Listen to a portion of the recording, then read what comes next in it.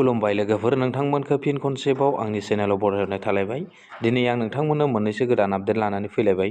अन्नानै नोंथांमोना भिडिअखौ जोबजासिम नायलां आरो सोरबाफोर चेनेलाव गोदानै फैदोंब्ला दासिमबो जुदि चेनेलखौ साबस्क्राइब खालामाखैब्ला अन्नानै आंनि चेनेलखौ साबस्क्राइब खालामनानै हो लोगोफोर, लोगोसे लाइक आरो शेयारबो खालामनानै हो दे लोगोफोर। दिनैनि गिबि आपडेटआनो जादों जाय बिथांमोना उन्दै उन्दै फंबाय बिनानावमोन बैसो दङ बिथांमोननि थाखाय आरआरबि ग्रुप डिनि मोनसे निउ भेकेन्सि ओंखारना फैदों दै 2026आव। बे आरआरबिनि ग्रुप डिनि जि नटिफिकेसन, बे नटिफिकेसनखौ आं सिगाङावनो नोंथांमोननो फोरमायलांनोसै। बेवहाय टटेल बेसेबां दंनो पस्टआ, टटेल 22,000टा पस्ट बेवहाय मानि बे आरआरबि ग्रुप डिआव निउ भेकेन्सि ओंखारना फैदों दे लोगोफोर। दानिया बेनि लास्ट डेट आरो बिनि स्टार्टिं डेटआ एप्लिकेसन बे एप्लाइनि डेट फार्स्ट डेटआ माब्लानिफ्राय जागायगोन बेखौ आं नोंथांमोननो फोरमायलांगोन आरो बेवहाय बेसेबां बैसोनिफ्राय बेसेबां बैसोसिम नोंथांमोना बेवहाय बे साख्रियाव जयेन जानो हागोन बेखौबो आं नोंथांमोननो फोरमायलांगोन आरो। दानिया गिबियावनो नोंथांमोननो आं बिनि टटेल भेकेन्सिखौथ' फोरमायनानै होखाबाय। बेवहाय गासै 22,000 जन पस्ट दं दै लोगोफोर। बेवहाय 22,000 जन पस्ट दं। पस्टनि नेमा जादों ग्रुप डि।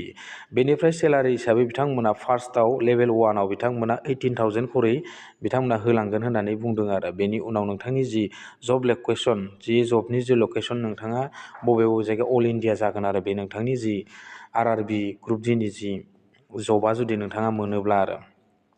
बेनिफ्राय बेनि मेन अफिसियेल वेबसाइटखौ नोंथांमोना नायनोब्लाथाय नैबेवहाय आरआरबि नैबेवहाय नोंथांमोना क्लिक खालामनानै नायनो हागोन आरो अफिसियेल वेबसाइट बियो बिथांमोननि। दानिया नोंथांमोना बेवहाय बेसेबां समनिफ्राय बे एप्लिकेसनखौ बा नोंथांमोना बे एप्लाइखौ खालामनो हागोन बेखौबो आं नोंथांमोननो फोरमायखानोसै। बेयो 23 डिसेम्बर खालि बे नटिसआ ओंखारना फैदों दे लोगोफोर। बेवहाय नोंथांमोना बेखौ एप्लिकेसन स्टार्ट खालामनो हागोन जि समनिफ्राय 21 जानुवारिनिफ्राय नोंथांमोना बेखौ एप्लाइ खालामनो हागोन दै। बेनिफ्राय लास्ट डेटआ नोंथांमोननिया 20 फेब्रुवारियाव नोंथांमोना बेनि लास्ट डेटआ जोबहैगोन आरो लोगोफोर।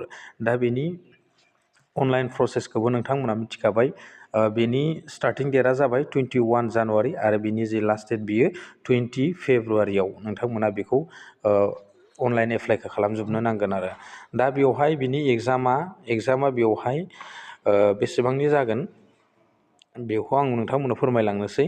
लोगोसे नोंथांमोना बेनि बैसो, बे एज लिमिटखौबो आं नोंथांमोननो खोन्थाहरखानि। नोंथांमोना मा जागोननो 18 इयार्सनिफ्राय 33 इयार्ससिम नोंथांमोना बेवहाय एप्लाइ खालामनो हागोन आरो।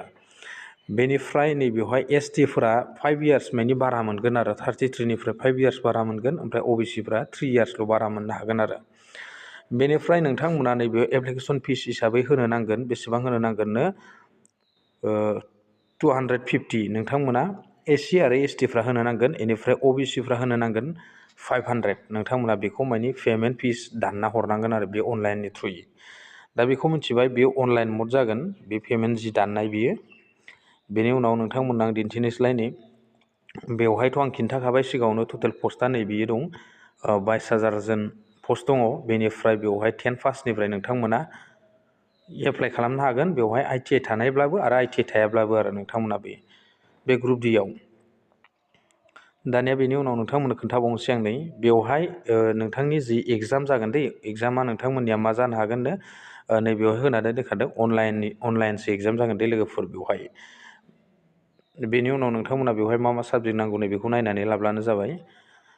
नैबेयाव साबजेक्टआव जेनेरेल एन्सार मेथ्स इन जेनेरेल, बेयाव मा दं इन्टेलिजेन्ट आरो रिजनिं बेबायदि दं दे लोगोफोर। नोंथांमोना बेखिनिखौ नायनानै लाबानो जाबाय आरो।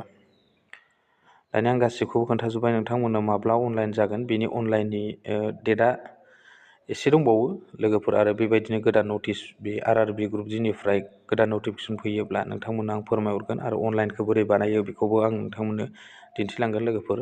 दिनैनि आरआरबि ग्रुप डिनि जि गोदान नटिस बेखिनियानोमोन लोगोफोर। नोंथांमोना बेखौ मोजाङै चेक खालामनानै लाबानो जाबाय। बिनि लिंकखौ आं डिसक्रिपसनाव होनानै दोनगोन दे लोगोफोर। दानिया नैथि आपडेटनि सायाव सावरायनोसैलाय। नैथि आपडेटआनो जादों जाय बिथांमोना सिगाङाव टयलेट लुनायनि नामै जाय बिथांमोना एप्लाइ अनलाइन खालामदोंमोन दै, लोगोसे अफलाइनानो खालामदोंमोन, बिथांमोननि थाखाय बिराद माने गोजोनथाव खौरां। बे टयलेटखौ नोंथांमोना मोननो हासिगोन दै लोगोफोर। नैबे 2026नि जानुवारिनिफ्रायनो नोंथांमोना बे टयलेटनि रांखौ मोननो हासिगोन। दानिया बेवहाय बे टयलेटनि रांखौ मोननायनि सिगां नोंथांमोननि जि स्टेटास, बे स्टेटासा मा जानानै दं बेखौ बोरै चेक खालामो आरो लोगोसे नोंथांमोना बेवहाय एप्रुभ जादोंना रिजेक्ट जादों बेखौ माबोरै नायनो हायो बेखौ आं नोंथांमोननो दिनै दिन्थिलांगोन दे लोगोफोर। गिबियावनो नोंथांमोना गाव गावनि मबाइल फननि क्रोम ब्राउजारखौ अपेन खालामनानै लादो आरो बेवहाय नोंथांमोना सार्च खालामना हो। मा सार्च खालामनांगोन? नैबेवहाय नोंथांमोना SBM लगइन बेखौ सार्च खालामनानै होदो लोगोफोर। नैबेखौ नोंथांमोना सार्च खालामनानै हो आरो आं बेवहाय क्लिक खालामनोसै। क्लिक खालामखांनायनि उनाव नोंथांमोनाव बेफोरबायदि मोनसे इन्टारफेस शो जागोन। दानिया नोंथांमोना नैबे गोजौनि जि लिंक लगइन बेवहाय नोंथांमोना क्लिक खालामनानै होदो आरो सुइस भारत मिशन इन लगइन बेवहाय आं बेवहाय क्लिक खालामनानै होबाय। क्लिक खालामखांनायनि उनाव नोंथांमोनाव बेफोरबायदि मोनसे इन्टारफेस शो जागोन। दानिया नोंथांमोना नैबेवहाय नोंथांमोननि जि नाम्बारजों नोंथाङा अनलाइन एप्लाइ खालामदोंमोन बा अफलाइन खालामदोंमोन बेवहाय नोंथांमोननि बे मबाइल नाम्बारखौ बेवहाय लिरनानै होदो आरो बेनि उनाव गेट OTP आव थुदो।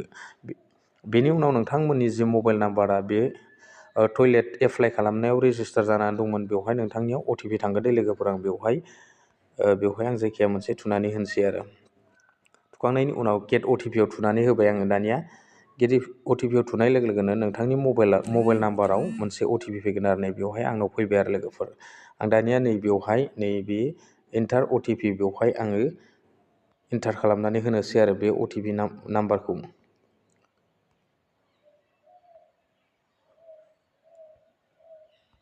दानिया बेनि उनाव नोंथांमोना मा खालामनांगोन?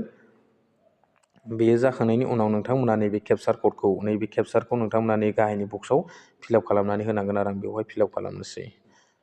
जेरै दं एरैनो फिलआप खालामनानै होबानो जाबाय। फिलआप खालामखांनायनि उनाव नोंथांमोना नैबे साइन इन दंना बे साइन इनाव नोंथांमोना खनसे क्लिक खालामनानै होदो आरो साइन इनाव क्लिक खालामखांनायनि उनाव नोंथांमोनाव बेफोरबायदि मोनसे इन्टारफेस शो जासिगोन। दानिया नोंथांनि जि प्रफाइल बे प्रफाइला बेवहाय शो जाजोब्बाय दे लोगोफोर। नोंथांमोनाबो बेफोरबायदि शो जागोन प्रफाइला। दानिया नोंथांमोननि जि मबाइल नाम्बारजों साबेसे मानसिया बेवहाय एप्लाइ खालामदोंमोन बेखौबो बेयाव नुजोबनाय जायो दे लोगोफोर। दानिया नैबे खनाखै थानाय लेफ्ट साइडखै जि खनाखै थानाय बे नैबे थ्रि डटआव नोंथांमोना खनसे क्लिक खालामनानै हो आरो आं बेवहाय क्लिक खालामनोसै। क्लिक खालामखांनायनि उनाव फार्स्टनि जि अपसन निउ एप्लिकेसन आरो सेकेन्डनि जि अपसन भिउ एप्लिकेसन नैबेवहाय सेकेन्डनि अपसन भिउ एप्लिकेसनाव नोंथांमोना क्लिक खालामनानै हो आरो आं बेवहाय क्लिक खालामनोसै। क्लिक खालामखांनायनि उनाव नोंथांमोनाव बेफोरबायदि इन्टारफेस शो जासिगोन। दानिया आंनि बे मबाइल नाम्बार मोनसेजों सानै मानसिनि अनलाइन एप्लाइ खालामना दोननाय दं दै बे टयलेटनि। दानिया बेवहाय नोंथांमोना बेखौ नायनो थाखाय गिबियावनो नैखै नायदो ट्रेक स्टेटास बेवहाय नोंथांमोना नायबानो जाबाय। फार्स्टनिखौ आं नायनि आं सेकेन्डनिखौनो नायनि दे।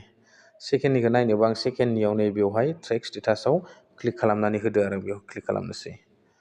खालामखांनायनि उनाव नोंथांमोना दानिया नैबेवहाय नुनो मोनबाय बिथांनिया अलरेडि मा जानानै दंनो रिजेक्ट जानानै दंलै लोगोफोर। नोंथांमोनाबो बेफोरबायदि चेक खालामनानै लाबानो जाबाय दै। नोंथांमोनाबो रिजेक्ट जानानै थानो हागौ। बेवहाय मानि थाखाय रिजेक्ट जादों बेखौ फोरमायनानै होआखै। नोंथांमोना बेफोरबायदि चेक खालामनानै नायनानै लाबानो जाबाय आरो नोंथांमोननिया एप्रुभ ना रिजेक्ट बेवहाय नै बिदि बिथांनिया रिजेक्ट जानानै दं आरो नै फर्मआ। दा नोंथांमोनाबो थाबैनो चेक खालाम। बे टयलेटनि जि राङारि अनसुंथाइ बेखौ 2026निफ्राय नोंथांमोना मोननो थांगासिनो दं दै जानुवारि मासनिफ्राय। दा दिनै भिडिअ एसेनोसै लोगोफोर। थेंक इउ गोजोन्थों। नेक्स्ट भिडिअआव लोगो मोनगोन। बाय बाय।